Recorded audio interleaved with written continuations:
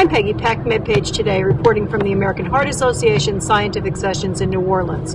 Well, it's the last day, and it's been a pretty long 4 days, filled with a lot of news. And I'm here to discuss in our final roundtable what the news really was here at the American Heart Association with Dr. Timothy Gardner, who is president of the American Heart Association, Dr. Mariell Jessup, who is right on the verge of being chair of the program committee for scientific sessions, and Dr. Gordon Tomaselli, who was program chair for this year's scientific sessions. So let's start with you, Dr. Gardner.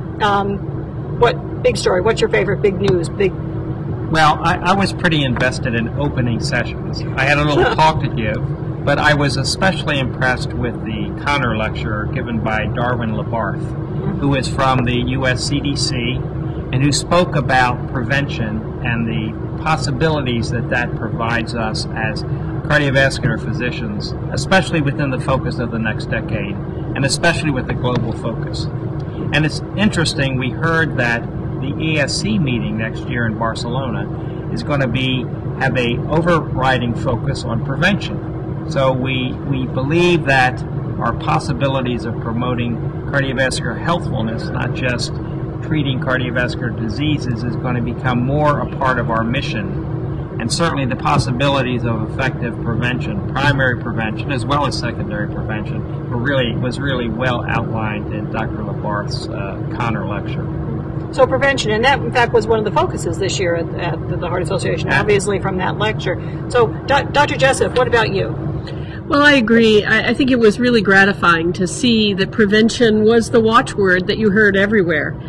But I think with respect to heart failure, something that's near and dear to my heart, I think there were a nice surprise in Heart Failure Action, which showed that exercise training came very close to decrease hospitalizations and all deaths in a not quite statistically significant, but the hazard ratios with some analysis really showed that training was safe and improved quality of life, and I think that was a really nice thing to find for our heart failure patients.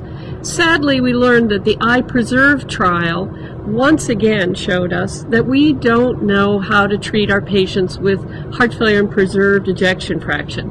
And I think the watchword that everybody said after today's and yesterday's meeting was, we've got to go back to basic science and understand about these patients with HFpEF, heart failure with preserved ejection fraction.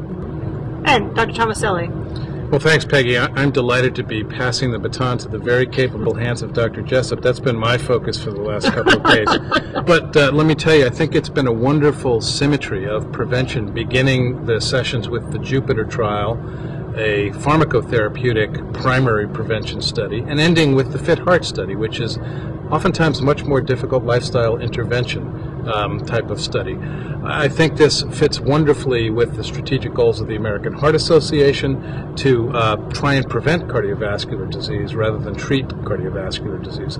I'm sure we'll have some time to discuss Jupiter, but some of the other trials that I thought were of some interest that may in fact alter practice. One was the TIMAX trial, which actually looked at early versus delayed intervention in patients who present with acute coronary syndrome and non-ST segment elevation MI.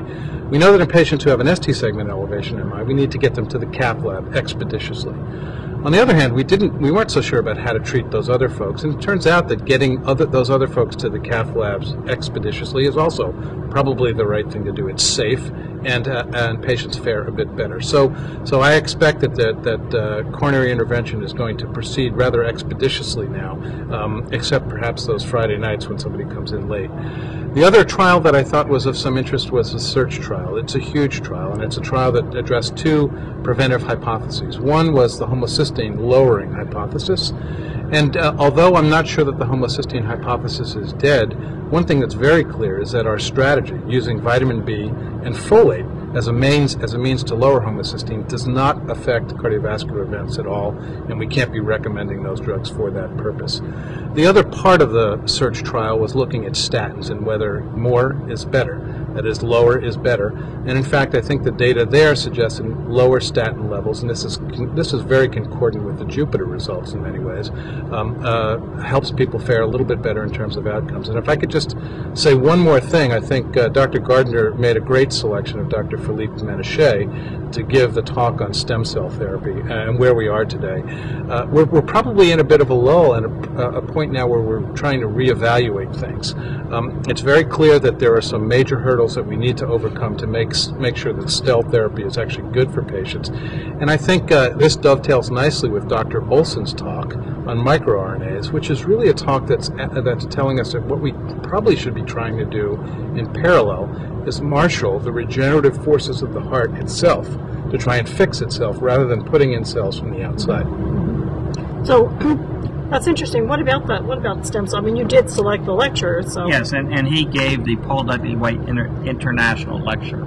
And the other point about this that sort of emphasizes our dual mission at sessions is to make sure that we are also presenting the newest and the latest and the most innovative in basic science. We're still about science discovery.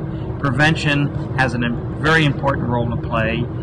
Prevention may in fact have the biggest impact in improving health, but there was lots of a very important basic science and discovery that's been presented here. I think that we have come to a pausing point perhaps in the rapid advancement of attempts to derive benefit from stem cell therapy in the heart. There's still possibilities there, as were outlined by Dr. Manachet, but it hasn't quite fulfilled its promise of regeneration of the heart. And I think that, as Gordon said, some of these hints that there are other ways to marshal the protective and regenerative capabilities of the heart and the body in general may be a better avenue to pursue at this point. Well, the American Heart Association Scientific Sessions has always been sort of a unique mix of clinical science and basic science, and lots of epidemiology as well. So, and we've heard a lot of reports this and a lot of interesting lectures, a lot of findings from very large trials and some interesting findings from small trials. But tell me, each of you, if you had a crystal ball and you wanted to predict, what do you think a finding from here that you predict would be earliest adapted into regular clinical practice? In other words, one that could have a clinical implication that clinicians could start using today. And I'll start with you, Dr. Tomaselli. Again, I can think of two. I think Timax is one because I think it's going to change the trajectory of patients who come into the hospital with acute coronary syndromes, and they're going to go to the cath lab sooner. And I'll let the others talk about Jupiter, but I think regardless of what you think about the results, and they were impressive, and it was an impressive study, it probably is going to be changing the way patients approach their doctors and the way doctors approach their patients with regard to primary prevention strategies. Okay. Dr. Jessup? I agree. I think that Jupiter is really going to make the guidelines have to, have some soul searching, and I think we're going to have some real quick answers for those at the front line of care of patients about what to do about measuring CRP. I think, again, speaking of the heart failure action, I think clinicians taking care of heart failure patients are going to have some teeth now to say, you need to exercise. Of course, we all need to exercise, but I think we can talk to our heart failure patients and know that it's safe and that there are a lot of benefits. And I'm going to give the last word to you, Dr. Gardner. Well, I would like to second both of Dr. Tomaselli's suggestions. I think that the fact that we are now concentrating more on the non-STEMI, the non-critical presenting myocardial infarction is an important finding. We need to pay more attention to those patients, and because they are, many of them are at risk of deteriorating without early intervention.